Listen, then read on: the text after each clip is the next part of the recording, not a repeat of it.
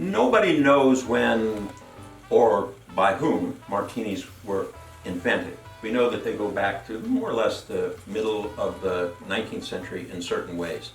The source that I used mainly for information about the beginnings of the martini was a book called The Silver Bullet by a scholar named Lowell Edmonds. It was written in 1981, and it is one of the classic books about cocktails that deserves to be read. It's learned and it's beautifully written.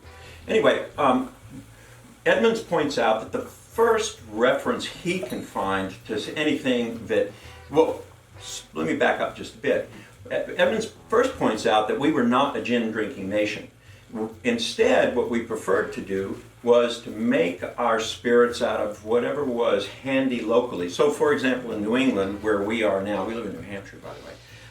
In New England, people used apples. Apples are easily fermented and can be turned into some pretty great things like apple brandy or apple jack. In the South, for example, brandy was pretty popular, and again, it was local material. Georgia, it was typically peach brandy. So we weren't a gin drinking nation, yet in as early as 1838, Edmonds found reference to the gin cocktail, or as it was presented in some of the evidence that he cites, the GC, sometimes capital G, capital C, sometimes lowercase c. Now, the gin cocktail was not a martini. The first recipe for it that we find is in 1862 in Jerry Thomas's original cocktail book, and it's called, again, the gin cocktail, but it ain't a martini. The first time that Edmonds cites a drink that is a martini, it's not called a martini. It's from 1862 in a book by O.H. Byron, and the cocktail that he describes is a Martinez. And so what we'd like to do now is go ahead and make what many people think is indeed the first martini, only called by another name. So for this, we're going to change the Byron recipe a little bit. Number one, gin. The gin that was available then was not what we mainly use today, which is London Dry Gin.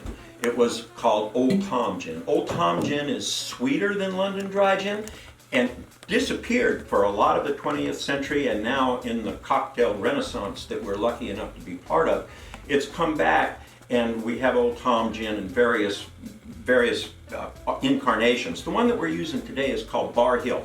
Bar Hill is terrific. It's aged, it's got a little honey in it that makes it sweet, which I particularly like, and it makes, I think, for a more tempered cocktail than you get with just regular old London Dry Gin. So we'll start with 2 ounces of Bar Hill gin. Notice we're going to end up stirring this. We're not going to shake it. We'll need some vermouth. So the Martinez and really the early martinis were all made with sweet Italian vermouth. This is actually a sweet French vermouth called DOLIN. It's not a powerful, but it is a very well-made vermouth that we use in many cocktails where we don't want vermouth to dominate, and that's exactly the effect that it has here. So 1 ounce of DOLIN. And then we're going to use 2 dashes of maraschino liqueur. Again, notice that this is a pretty sweet cocktail that we're making here. So the martini, as Martinez, in its very first incarnation, was fairly sweet. And then we're also going to add 2 dashes of BOKER'S bitters. Like Old Tom Gin, BOKER'S bitters, which were the standard for the 19th century going into the beginning of the 20th century, had disappeared entirely, but now they are being made once again. So we'll use 2 dashes of BOKER'S bitters, which you can buy in any of your very fine liquor store. There you go. We're going to stir it.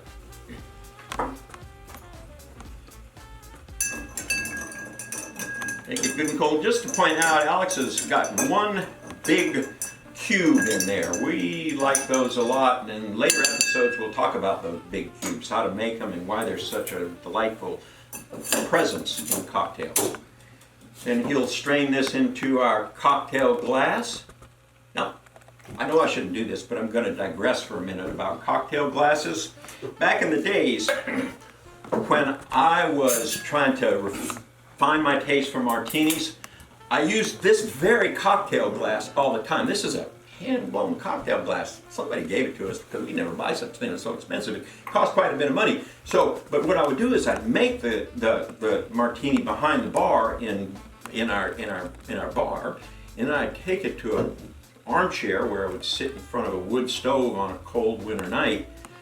And the problem was that the way these iconic martini glasses are designed, in the course of walking, the martini would just catapult out the glass all over the floor, all over me, and worst of all, I mean, I didn't get to drink it, so what good was it doing me? None. None, yeah. I'm no fan of those glasses. They're beautiful. They are significant in the history of cocktails, but they are poorly designed, as far as I'm concerned, at least if you gotta walk.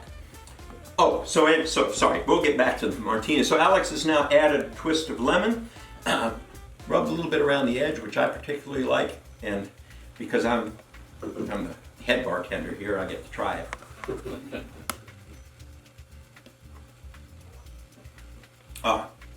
That, to me, is a delicious cocktail.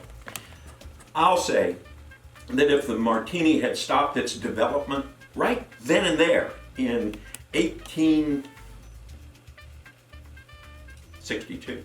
62. Thank you. In 1862, that it would have been perfect. It didn't need to go any further.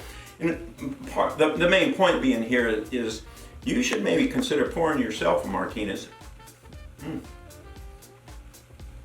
and sitting back and watching the rest of this video under the influence.